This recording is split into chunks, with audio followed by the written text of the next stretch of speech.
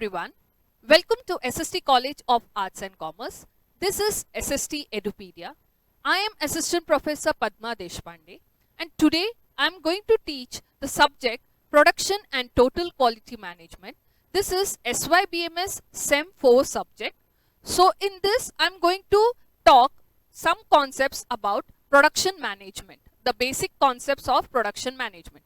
First and foremost, production management is one of the most crucial functional area of any management. Every management has 4 functional areas. जैसे कि आप जानते हैं, production होता है, marketing होता है, देन फाइनेंस डिपार्टमेंट होता है, and then sales and distribution department होता है. सो प्रोडक्शन ये एक ऐसा एरिया है जो बाकी की सब एरियाज को सपोर्ट करता है. So what is production?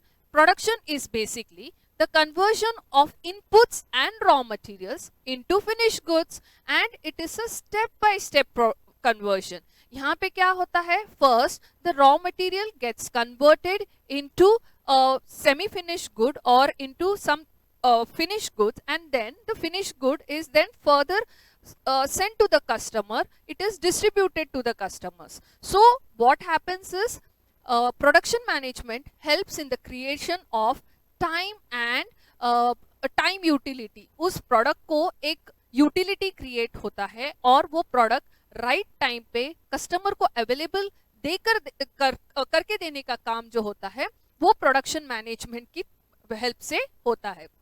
Now production happens in 3 formats. We can say कि इसमें डिसइंटीग्रेशन होता है, समटाइम्स इंटीग्रेशन होता है, and in some areas services are required. जैसे कि डिसइंटीग्रेशन में क्या होता है, से फॉर एग्जांपल स्टील है. अब स्टील से बहुत सारी चीजें बन सकती हैं. अभी एल्यूमिनियम है तो एल्यूमिनियम से बर्तन बन सकते हैं, स्पून्स बन सकते हैं, बहुत सारी चीजें बन सकती हैं. सो डिसइंटीग्रेशन प्रोसेस में क्या होता है, एक रॉ मटेरियल से बहुत सारे छोटे छोटे एस्पेक्ट्स बन सकते हैं. एंड इंटीग्रेशन में क्या होता है, बहुत सारी चीजों को असेंबल करके एक प्रोडक्ट बनाया जाता है. से फॉर एग्जांपल अभी ऑटोमोबाइल या कोई कार है तो उस कार में कैसे स्टीयरिंग व्हील होता है, सीट्स होते हैं, उसका बोनेट होता है, इंजन होती है, ऐसे अलग अलग पार्ट्स होते हैं जो डिसइंटीग्रेटेड होते हैं. तो इनको सब जब इकट्ठा डाला जाता है तो एक कार की मॉडल बनती है. So this process is called as integration. And service में तो हम जितने भी सर्विस सेक्टर में देखते हैं, जैसे कि बैंकिंग सेक्टर. अब बैंकिंग सेक्टर भी एक प्रोडक्शन एस्पेक्ट है. यहाँ पे क्या हो रहा है, बैंकिंग सेक्टर सर्विसेज प्रोवाइड करती है. Now production management and operations management, इन दोनों को इंटरचेंजेबली काफी टाइम यूज किया जाता है. However there is a lot of difference between both. Production management जो होता है it is related only to the production of goods, whereas operation management is more related to business administrations. हम काफी time बोलते हैं कि ही एक पर्सन होता है, बहुत सारे ऑर्गेनाइजेशंस में there is a separate operations manager या ऑपरेशनल हेड होता है who is in charge of taking care of all the activities of the organization. So ये प्रोडक्शन मैनेजमेंट जो होता है it is part of operations management. Operations management ये एक बहुत ब्रॉड कॉन्सेप्ट है, प्रोडक्शन मैनेजमेंट एक छोटा नैरो कॉन्सेप्ट है. और production management is more concern with the factory में जो टेंजिबल गुड्स जो प्रोड्यूस किए जाते हैं, राइट क्वालिटी में होना चाहिए, राइट क्वांटिटी में होना चाहिए, ये सब एस्पेक्ट्स के ऊपर फोकस किया जाता है. वेयरएज ऑपरेशनल मैनेजमेंट जो होता है यहाँ पे हर type of input is transformed into some kind of output. Operational management में the working of the finance department, the working of the HR department, the working of the marketing department, the working of the production department, all together in totality contributes towards operation management. So production management जो है वो related only to the production aspect है, whereas operational management जो होता है उसमें all activities, business activities से related हर कोई चीज इसमें इन्वॉल्व होता है. प्रोडक्शन मैनेजमेंट ये ज्यादा करके टेंजिबल गुड्स के लिए होता है, वेयरएज ऑपरेशन मैनेजमेंट ये सर्विस सेक्टर में इसको ज्यादा करके यूज किया जाता है. Now, what is the objective of production management? To provide right quantity goods in the right quality, at the right time, at the right cost, proper utilization of resources, जितना हो सके उतना कॉस्ट ऑफ प्रोडक्शन को कम किया जाए, क्योंकि क्या होता है, कॉस्ट ऑफ प्रोडक्शन एक प्रोडक्ट का सबसे अहम हिस्सा होता है. इस कॉस्ट ऑफ प्रोडक्शन के बाद इस पे एडवर्टाइजिंग का, डिस्ट्रीब्यूशन का, ये सब कॉस्ट ऐड होके अल्टीमेट कस्टमर्स के पास आता है. तो इसके लिए टोटल कॉस्ट ऑफ प्रोडक्शन को जितना कम से कम रखेंगे उतना बेहतर होगा वो प्रोडक्ट को सेल करने के लिए, क्योंकि उसके ऊपर एड ऑन कॉस्ट होते रहते हैं. एंड जितना इफेक्टिवली प्रोडक्शन मैनेजमेंट होगा उतना efficiently man power and resources का यूटिलाइजेशन होगा. अब प्रोडक्शन मैनेजमेंट को इतना इंपॉर्टेंस क्यों दिया गया है? जो कंपनीज गुड्स बनाती हैं, टेंजिबल गुड्स बनाती हैं, तो ऑब्वियसली उनको राइट टाइम पे उस प्रोडक्ट को कस्टमर को अवेलेबल करके देना होगा. नहीं तो क्या होगा, उनका गुडविल, उनका मार्केट में नाम जो रहेगा वो खराब हो जाएगा. तो प्रोडक्शन मैनेजमेंट को, प्रोडक्शन एस्पेक्ट को इंपॉर्टेंस देना जरूरी होता है. फिर कभी भी कोई नया प्रोडक्ट जब लॉन्च होना होता है तो वो नए प्रोडक्ट को लॉन्च करने के लिए प्रॉपर प्लानिंग की जरूरत होती है. और प्रोडक्शन मैनेजमेंट ये बाकी सब फंक्शनल एरियाज को सपोर्ट करता है. मार्केटिंग का काम क्या होता है? मार्केटिंग बेसिकली डिमांड जनरेशन करता है. मार्केटिंग आके आपके प्रोडक्ट की अवेयरनेस क्रिएट करता है एंड आप कंपनी के लिए ऑर्डर लेकर आता है. अब उस ऑर्डर को फुलफिल करने का काम जो होता है वो फैक्ट्री का होता है, प्रोडक्शन यूनिट का होता है. तो इसके लिए टू फेस कंपटीशन, रिसोर्सेज को यूटिलाइज करने के लिए, कंपनी को एक्सपांड करने के लिए, सब में प्रोडक्शन मैनेजमेंट एक बहुत ही इंपॉर्टेंट रोल प्ले करता है. वैसे ही कस्टमर्स के लिए भी प्रोडक्शन मैनेजमेंट इंपॉर्टेंट है, क्योंकि कस्टमर्स को अच्छे क्वालिटी ऑफ प्रोडक्ट्स मिलते हैं, उनको टाइमली वो प्रोडक्ट्स मिलते हैं. देन कोई भी इसमें क्या होता है, अच्छे क्वालिटी का प्रोडक्ट मिलता है तो कॉस्ट फैक्टर भी कस्टमर को भी लगता है कि if I am paying certain amount of money to buy something, मुझे उसका स्टैंडर्ड मिल रहा है, वो क्वालिटी मिल रहा है, so the customer is also happy. There are basically two types of production system. पहले पार्ट में मैंने आपको क्या बताया, what is production system, production management क्या होता है. फिर मैंने आप लोगों को the difference between production management and operations management बताया. Production management is related to the production of goods, tangible goods, and operation management ये आके ओवरऑल बिजनेस एक्टिविटीज को मैनेज करने के लिए सर्विस सेक्टर से ऑपरेशंस मैनेजमेंट ज्यादा जुड़ा हुआ है.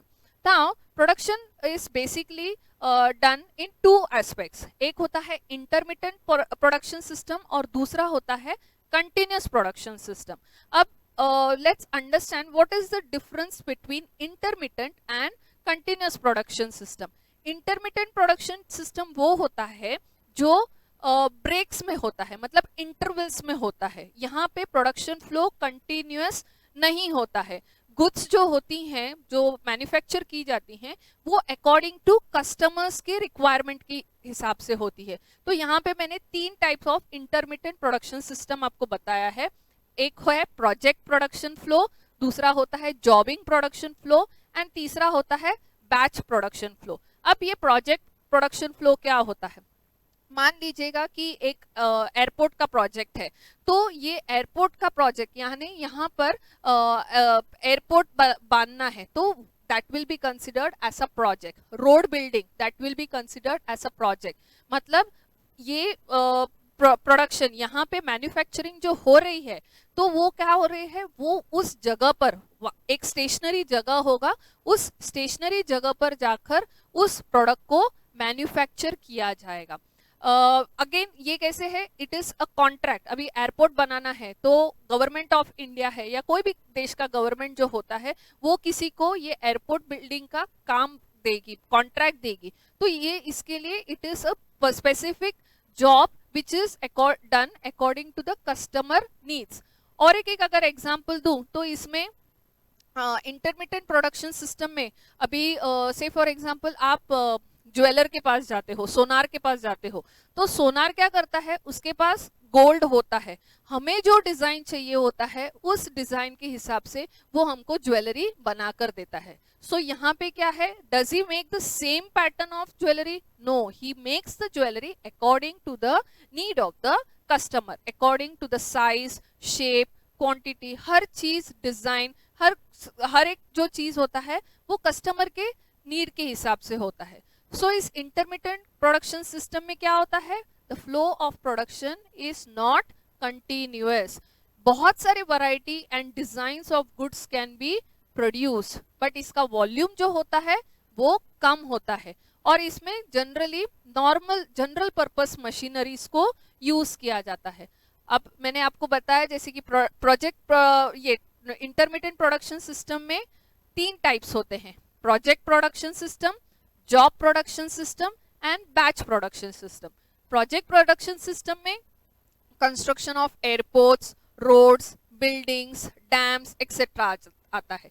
वैसे ही जॉब शॉप प्रोडक्शन सिस्टम में जैसे कि अभी किसी स्कूल ने यूनिफॉर्म बनाने का कॉन्ट्रैक्ट दिया हुआ है, so that is a job, one particular job contract किसी को तो दिया हुआ है.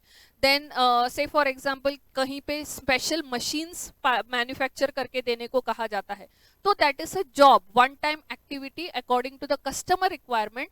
वो मशीन की डिजाइनिंग की जाती है एंड वो मैन्युफैक्चर की जाती है. Then there is batch production system. Batch production system में क्या होता है, जैसे कि बैचेस में एक पर्टिकुलर मिक्सचर होता है, वो जैसे कि ड्रग्स या फार्मास्यूटिकल कंपनीज में जो मेडिसिन एंड ड्रग्स बनती हैं, या फिर से फॉर एग्जांपल इवन हम बेकरी में जो होता है ना, बैच में प्रोडक्शन होता है. एक जैसे कि एक बार पाव बनता है, एक बार खारी बनेगा, एक बार टोस्ट बनता है, so it is done in batch wise.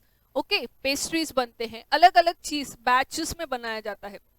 Even simple आप कभी ये जो गिरनी शॉप होती है जहाँ पे आटा बन के मिलता है, गेहूं का आटा, चावल का आटा, जो आटा बनता है, that is also done in batches. पहले ओनली व्हीट डाला जाता है, गेहूं डाला जाता है, फिर after a certain time only ज्वारी डाली जाती है, फिर कुछ देर के बाद ओनली बाजरा डाला जाता है, तो बैच में प्रोडक्शन किया जाता है. तो these are the different types of intermittent production system.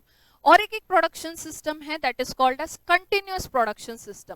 Continuous production system जैसा नाम है वैसे ही यहाँ पे द प्रोडक्शन इज कंटिन्यूअस, यहाँ पे स्टॉपेज नहीं होता है, यहाँ पे कस्टमर डिमांड के हिसाब से प्रोडक्शन नहीं किया जाता है, यहाँ पे प्रोडक्शन कंटिन्यूअस होता है विथ एस्टिमेशन कि ये प्रोडक्ट बाद में यूटिलाइज होने वाला है. ये ज्यादा करके फूड इंडस्ट्री में होता है. फूड इंडस्ट्री में कैसे है, कंटिन्यूअस प्रोडक्शन चलते रहता है and based on the consumption pattern production को बढ़ाया जाता है, कम किया जाता है. सो इससे क्या होता है कि ये प्रोडक्ट कंटिन्यूअस मैन्युफैक्चर होते रहता है, लार्ज वॉल्यूम स्केल में होते रहता है. सिमिलरली क्रूड ऑयल का प्रोडक्शन कंटिन्यूअस होते रहता है. क्रूड ऑयल को फिर कन्वर्ट किया जाता है इनटू पेट्रोल, डीजल, तो ये प्रोडक्शन कंटिन्यूअस होता है और इसका कंजम्पशन भी कंटिन्यूअस होते रहता है. यहाँ पे मैंने एक छोटा सा चार्ट बताया है कि इंटरमिटेंट और कंटिन्यूअस प्रोडक्शन सिस्टम के डिफरेंसेस क्या है.